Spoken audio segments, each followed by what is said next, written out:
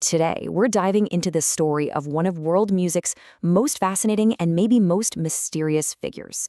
We're talking about a Serbian electronic pioneer who found his soul in Brazil, only to have his life tragically cut short, right at the absolute peak of his genius.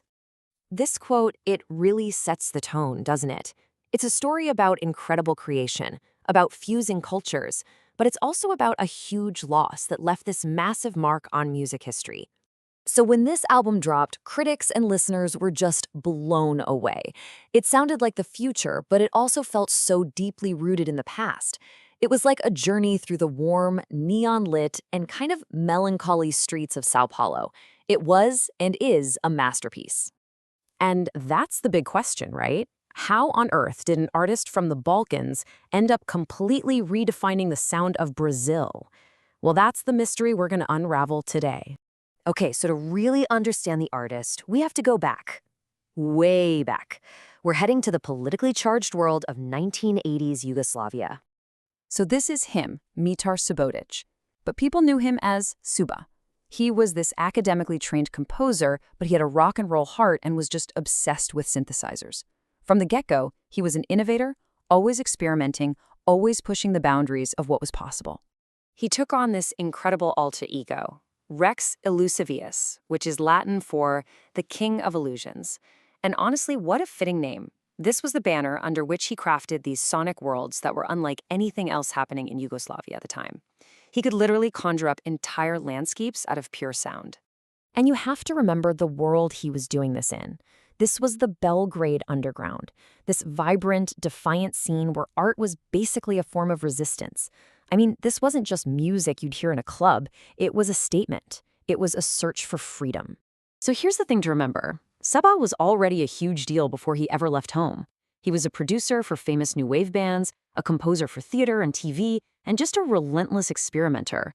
He was even blending traditional Yugoslav lullabies with these futuristic electronics.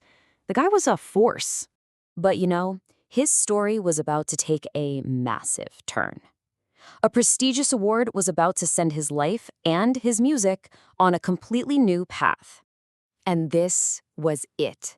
This one composition, which blended recordings of birds from Madagascar with Serbian folk music, it was basically his golden ticket to the other side of the world. He won a 3-month scholarship to go study the complex, amazing rhythms of Brazil. Well, what was supposed to be a 3-month research trip, it turned into the rest of his life. Suba was just completely taken, totally captivated by Brazil's musical soul. He decided to stay, making São Paulo his new home and his new creative lab. And this quote, it just nails what made him so special. This was his superpower. Because he was an outsider, he wasn't tied to tradition. He could hear possibilities in Brazilian music that maybe people who grew up with it just overlooked. He blended its warmth with his own cool European electronic style. Okay, look at this, because it really breaks it down. On the left, you've got the version of Brazilian music the world already knew, that sunny, postcard bossa nova vibe. But Suba, over on the right, he heard something else, something darker, more complex, a sound that really reflected the sprawling modern energy of a city like São Paulo. So he's in his new home, São Paulo, and everything is just clicking. His creative powers hit this incredible peak, his career was absolutely exploding, but this period of amazing triumph would end in an unimaginable tragedy. He wasn't just working on his own stuff anymore. Oh no, he became the go-to producer for a new generation at Brazilian artists.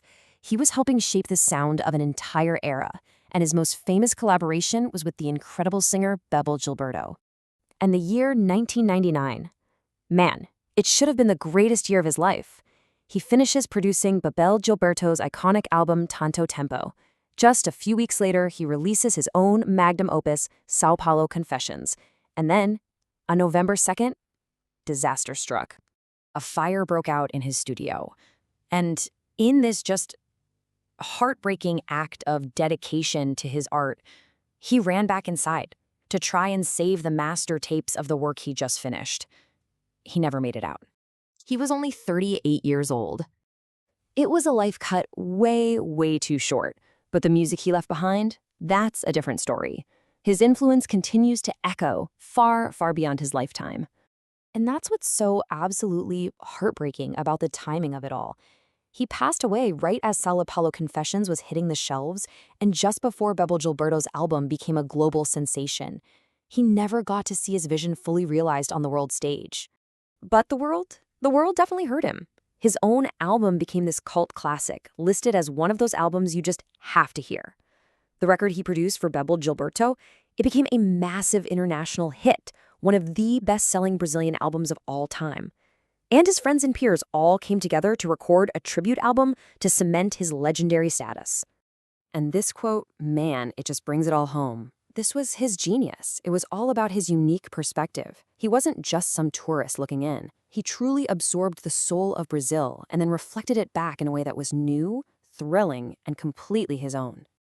You know, Suba's story is a powerful reminder that sometimes the most revolutionary art comes from people who dare to cross borders, not just geographic borders, but musical and cultural ones too. And it kind of leaves you wondering, doesn't it? How many other stories like his are still out there, just waiting for us to listen?